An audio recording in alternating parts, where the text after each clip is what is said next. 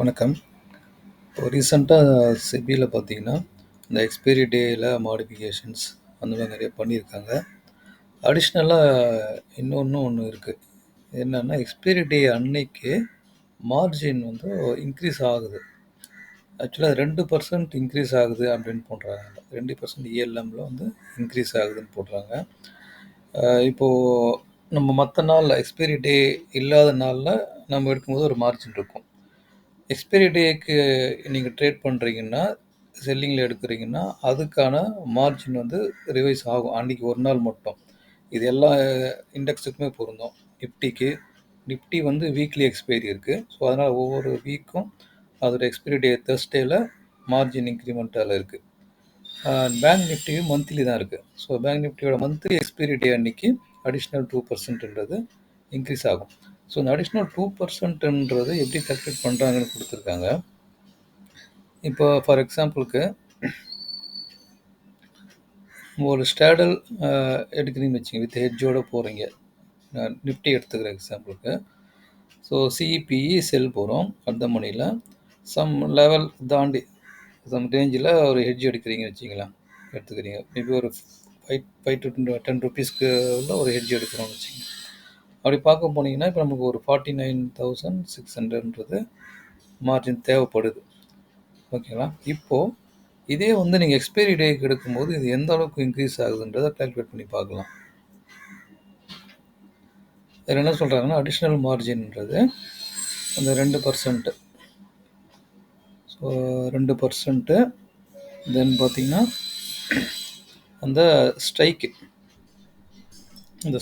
சேர்த்துக்கிட்டு, ஸோ அதிலிருந்து பார்த்தீங்கன்னா லாட் சைஸ் இதே மல்டிப்ளை பண்ணணும்.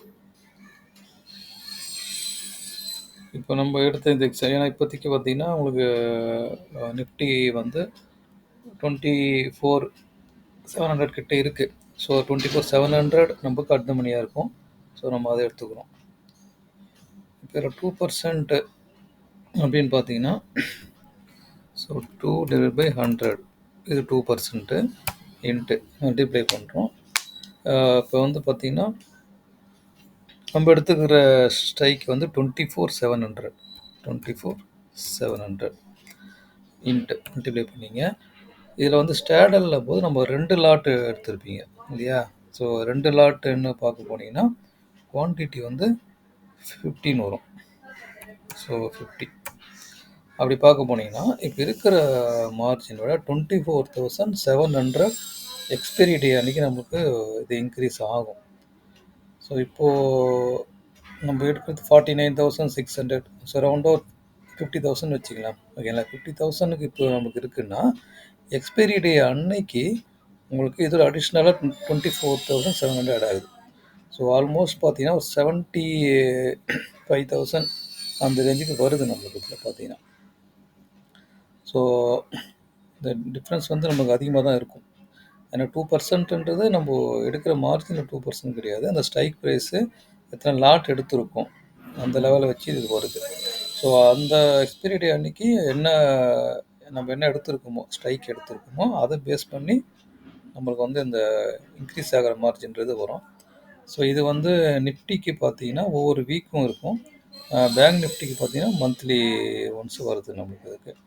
ஸோ நீங்கள் அதுக்கேற்ற மாதிரி இப்போது மார்ஜின் இன்க்ரீஸ் ஆகும்போது நம்ம இதை வச்சு நீங்கள் இப்போ இந்த பர்சன்டேஜ் என்ன ப்ராஃபிட் வருதுன்னு கால்குலேஷன் முன்னாடி ஒரு கால்குலேஷன் வச்சுருப்போம். பட் இந்த ஒரு விஷயத்தினால என்ன ஆகும்னா அது எல்லாமே நம்மளுக்கு வேறு மாதிரி வரும். ஸோ நம்ம அதுக்கேற்ற மாதிரி ஃபண்டு நம்ம வச்சுருக்க வேண்டியதாக இருக்குது. அப்படி இல்லைன்னா என்ன பண்ணலாம்னா எக்ஸ்பைரி டே அன்றைக்கி நீங்கள் ட்ரேடை ஸ்டாப் பண்ணிக்கலாம். ஸோ மற்ற நாள் மட்டும் ட்ரேட் எடுத்துகிட்டு எக்ஸ்பைரி டே அன்றைக்கி மட்டும் நீங்கள் ட்ரேட் எடுக்காமல் விட்டிங்கன்னா ஸோ அடிஷ்னல் மார்ஜின்றது நமக்கு தேவைப்படாது. ஸோ அதுக்கு அது மாதிரி பார்த்து நீங்கள் எப்படி பண்ணலான்றதை நீங்கள் டிசைட் பண்ணிக்கலாம். அது டவுட்ஸ் என்ன சொல்லுங்கள். அடுத்த வீடியோவில் பார்ப்போம். நன்றி, வணக்கம்.